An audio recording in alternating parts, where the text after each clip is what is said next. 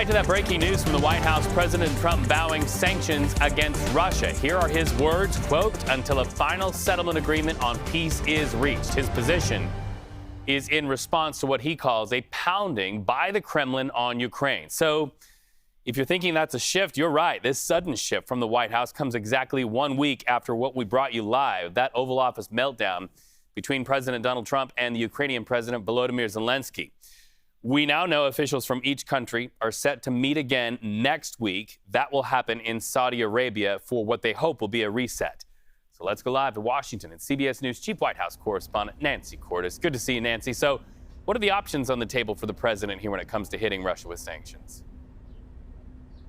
Reed, it's surprising that he is floating this in the first place. He has been so critical of Ukraine over the past few weeks. Very little criticism for Russia, which is something that has troubled U.S. allies in Europe and around the world. But now, suddenly he's saying that he may want to punish Russia after all for what he describes as pounding Ukraine on the battlefield. And our Jennifer Jacobs is reporting that this punishment could take a few different forms. One option would be to tighten oil sanctions on Russia. Another option would be to sanction Chinese banks that do business with Russia. That would put us into conflict with the Chinese, but that is also on the table. And then a third possibility is that he could sanction all of the Russian banks that the U.S. hasn't sanctioned already. That list is not very long. The U.S. has already heavily sanctioned all areas of the Russian economy, but there are still some Russian banks out there, we're told,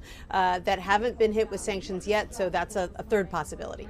Well, while you're there at the White House, I've got to ask you about this because there are multiple things breaking this hour, Nancy. A letter to Iran from the president on nuclear deal negotiations. What can you tell us about that letter? The first contact from this White House, the president's second term, and the Iranian government. The president saying that he wants to restart talks with Iran after, you'll recall, he was the one that blew up the Iran nuclear deal during his first term. But the reason that he is reaching out now most likely is because the Israelis, our close allies, are very concerned that the Iranians are getting extremely close to having an operational nuclear weapon. And so that may be why President Trump is stepping in now, saying he wants to talk. Interestingly, Iranian officials said a short time ago they haven't received any letter from the president of the United States. So we're not sure where things went awry. One of his top national security aides, his Middle East envoy, Steve Witkoff, yesterday didn't seem to know anything about a letter. And so we're going to have to be digging into this further to try to figure out if that letter was in fact sent, who it was sent to, and why or why not, why they haven't received it, if that is in fact the case. All right, so let's go from the president's international endeavors to what we're talking about domestically. His Education Secretary Linda McMahon was asked about the potential dismantling of the Department of Education on Fox News this morning. Let's talk about this after we roll for our viewers what she said. We've heard that he could be signing this executive order today to abolish the Department of Education. Is that coming today?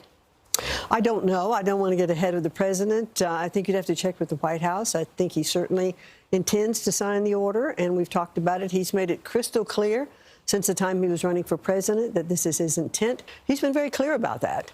I mean, he couldn't be any more clear when he said he wants me to put myself out of a job. How did you feel? Do we need this department? No, we don't. So she says check with the White House. We know who to check with at the White House, and that's you, Nancy. What are you looking for?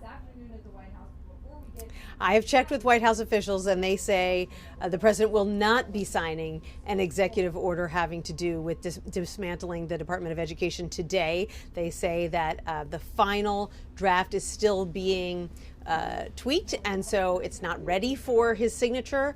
And I looked at an earlier draft, Reed, and it's clear why they're still working on it, because that earlier draft makes no mention of some of the major programs that so many schools in this country rely on, how those funds would be administered if the Department of Education were to be radically downsized. I'm talking about Title I funding that goes to schools in low-income areas around the country, or $15 billion that gets dispersed to schools to help them educate children with disabilities, who distributes Pell Grants, who distributes and manages other forms of student loans. All of that was unclear in the earlier draft that I looked at, and so it appears they've still got some work to do. Back to the drawing table, maybe. Nancy, thank you so much. Good to talk to you on a Friday.